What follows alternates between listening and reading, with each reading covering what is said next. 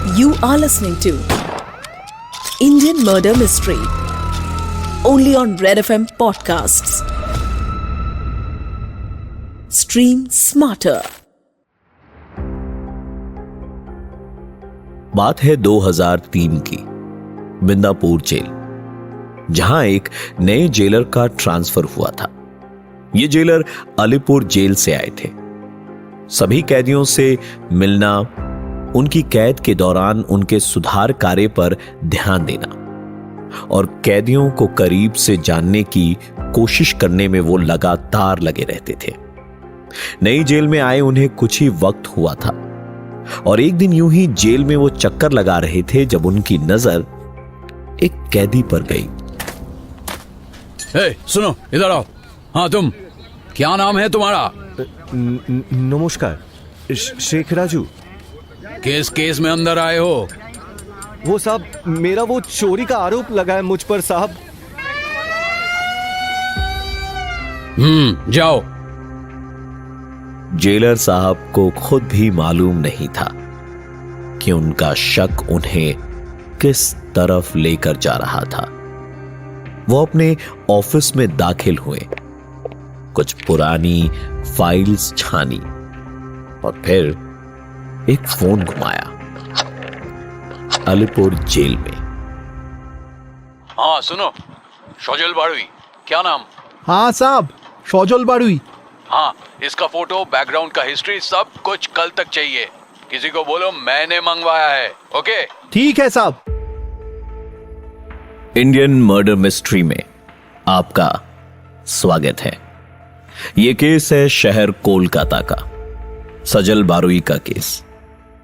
कोलकाता के लोगों को आज भी एक किस्सा शायद भुलाए नहीं भूलता, लेकिन कुछ लोग होंगे कोलकाता में और भारत में भी जिन्होंने अखबार में इस केस के बारे में पढ़ा और फिर हमेशा हमेशा के लिए भूल गए।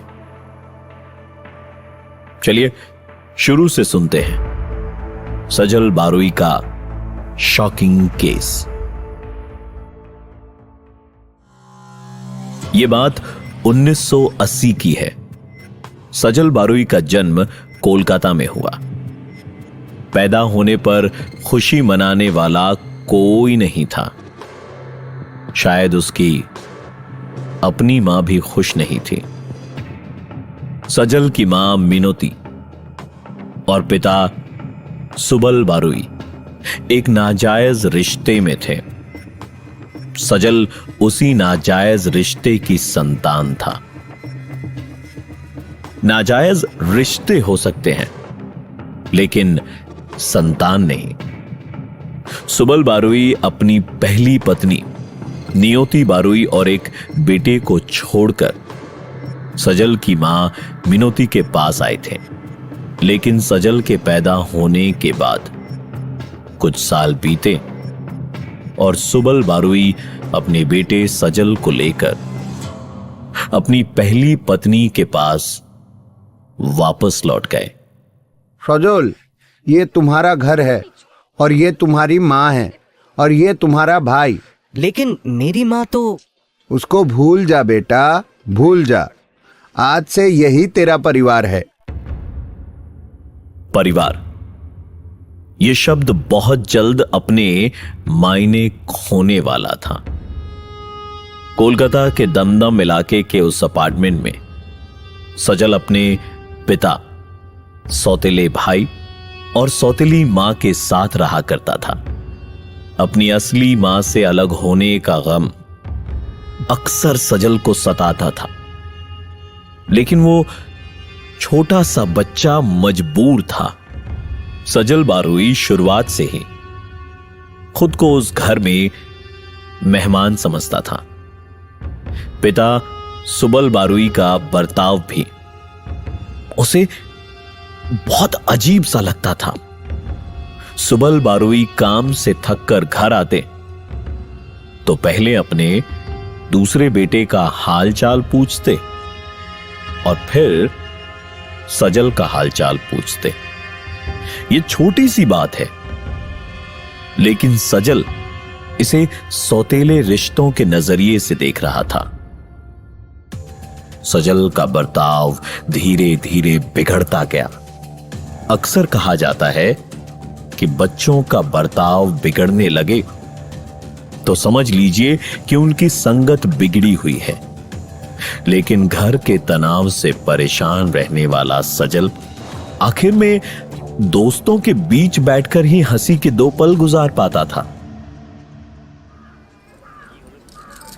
सजल, ले खाना खा ले। मुझे नहीं खाना है तुम्हारे हाथ का खाना। तो क्या होटल से मंगवाओ तेरे लिए? चुपचाप खा। अपने बेटे को कितने प्यार से परोसती हो और मुझसे नौकर की तरह बात करती हो। नालायक जबान चलाता है। कोनो काजे ना सारादिन धरे फालतू बंधुदेर साथे घुरे बेड़ाচ্ছে।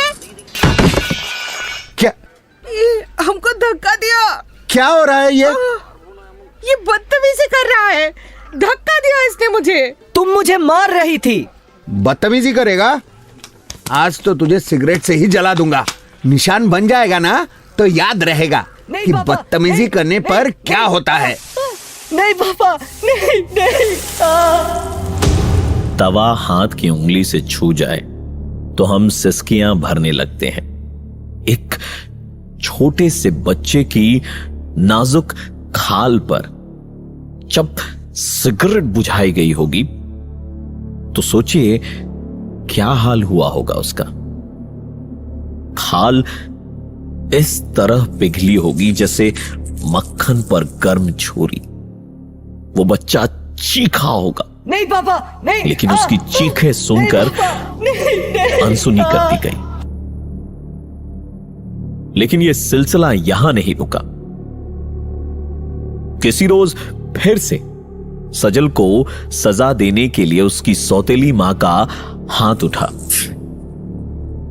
और इस बार हाथ में एक रॉड थी जिसका एक सिरा आग में गर्म किया गया था। अकेलेपन के अंधेरे में सजल बारुई डूबता जा रहा था। उसे यकीन हो चुका था कि इस परिवार में परिवार जैसा कुछ भी नहीं है। सजल का बर्ताव शायद गलत था, लेकिन उसे सजा देने का यह तरीका यकीनन गलत था। एक रोज सजल अपनी पैंट में हाथ डाले टहलता हुआ अपने दोस्त रंजीत के पास पहुंचा। रंजीत ने सजल से सवाल किया कि उसने अपने हाथ पैंट में क्यों ठूंस रखे हैं। सजल ने हाथ बाहर निकाले तो मालूम हुआ कि सजल अपने हाथों पर पड़े गर्म सरिये और सिगरेट के निशान छिपा रहा था।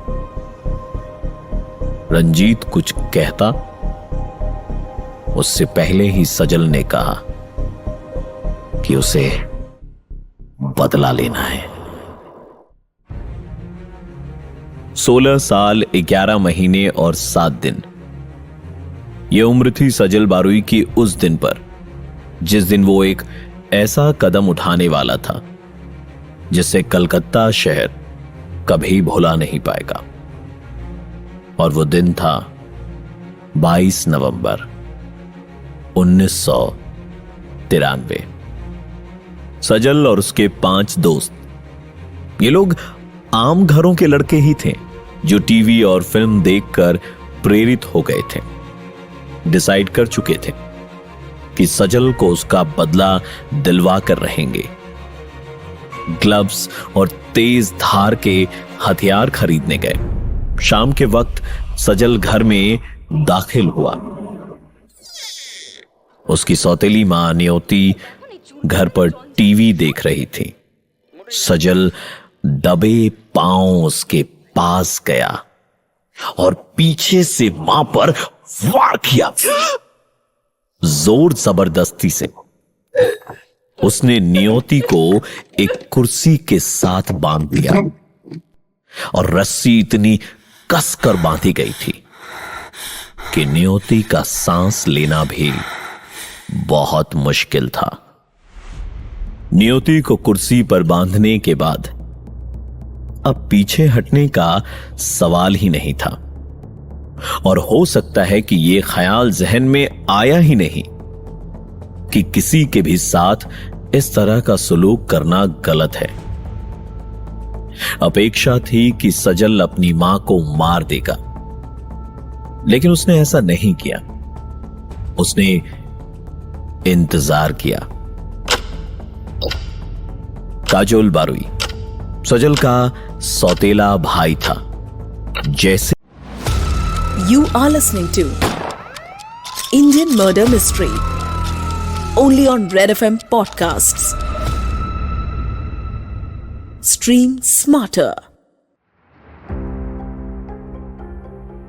बात है 2003 की, बिंदापुर जेल, जहां एक नए जेलर का ट्रांसफर हुआ था।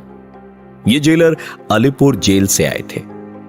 सभी कैदियों से मिलना, उनकी कैद के दौरान उनके सुधार कार्य पर ध्यान देना और कैदियों को करीब से जानने की कोशिश करने में वो लगातार लगे रहते थे। नई जेल में आए उन्हें कुछ ही वक्त हुआ था और एक दिन यूं ही जेल में वो चक्कर लगा रहे थे जब उनकी नजर एक कैदी पर गई। सुनो, इधर आओ। हाँ, तुम, क्या नाम है तुम्हारा? नमस्कार, शेख राजू। किस केस में अंदर आए हो? वो साहब, मेरा वो चोरी का आरोप लगा है मुझ पर साहब। जाओ। जेलर साहब को खुद भी मालूम नहीं था कि उनका शक उन्हें किस तरफ लेकर जा रहा था। वो अपने ऑफिस में दाखिल हुए, कुछ पुरानी फाइल्स छानी और फिर एक फोन घुमाया। अलीपुर जेल में। हाँ सुनो, सजल बारुई, क्या नाम? हाँ साहब, सजल बारुई। हाँ, इसका फोटो, बैकग्राउंड का हिस्ट्री सब कुछ कल तक चाहिए। किसी को बोलो मैंने मंगवाया है। ओके? ठीक है साहब। इंडियन मर्डर मिस्ट्री में आपका स्वागत है। यह केस है शहर कोलकाता का, सजल बारुई का केस। कोलकाता के लोगों को आज भी एक किस्सा शायद भुलाए नहीं भूलता, लेकिन कुछ लोग होंगे कोलकाता में और भारत में भी जिन्होंने अखबार में इस केस के बारे में पढ़ा और फिर हमेशा हमेशा के लिए भूल गए। चलिए शुरू से सुनते हैं सजल बारुई का शॉकिंग केस।